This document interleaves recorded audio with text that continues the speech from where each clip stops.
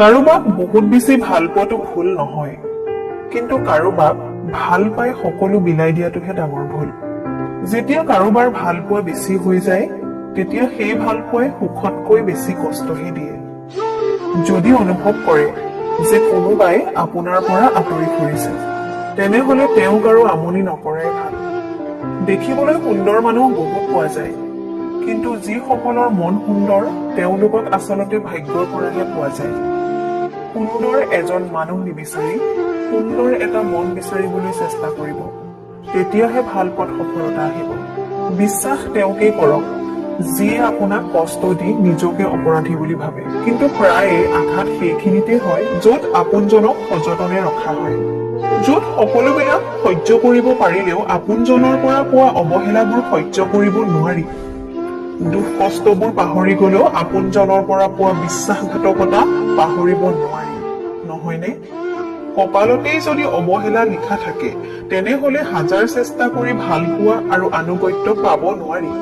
নিজেই সুখত থাকিবলৈ কিছুমান মানুহে আনক কষ্ট দিবলৈ ভয় নকৰে, আৰু এনেকুৱা কিছুমান মানুহো আছে যিয়ে নিজে কষ্টত থাকিও আনক সুখী কৰিবলৈ চেষ্টা কৰে। যাৰ ওপৰত আমাৰ বিশ্বাস নাথাকে সি সঁচা কথা কলেও আমি মিছা বুলিয়ে ভাবো, আৰু যাৰ ওপৰত এবাৰ বিশ্বাস আহি যায় তাৰ মিছা কথাবোৰো আমি সঁচা বুলি ভাবো।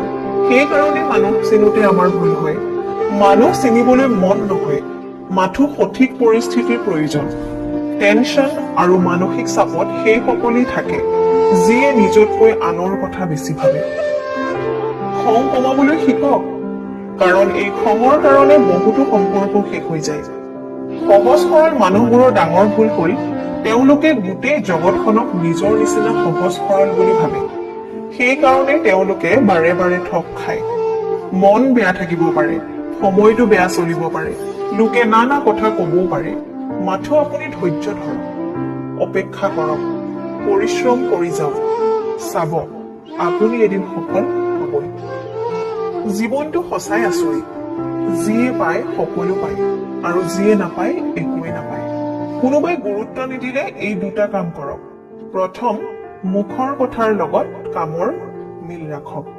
দ্বিতীয়, নিজৰ যিমানখিনি আছে সিমানখিনিতে সন্তুষ্ট থাকক, কাৰণ যিয়ে নিজক লৈ সুখী থাকিব নোৱাৰে তাক কোনেও গুৰুত্ব নিদিয়ে।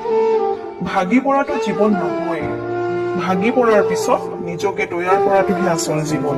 যাৰ ওচৰত আপোনাৰ কোনো মূল্য নাই তেওঁৰ জীৱনৰ পৰা আঁতৰি যোৱাটোৱে ভাল।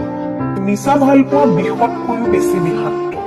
সকলোকে ভাল পোৱা নাযায়, কিন্তু যাক এবাৰ ভাল পোৱা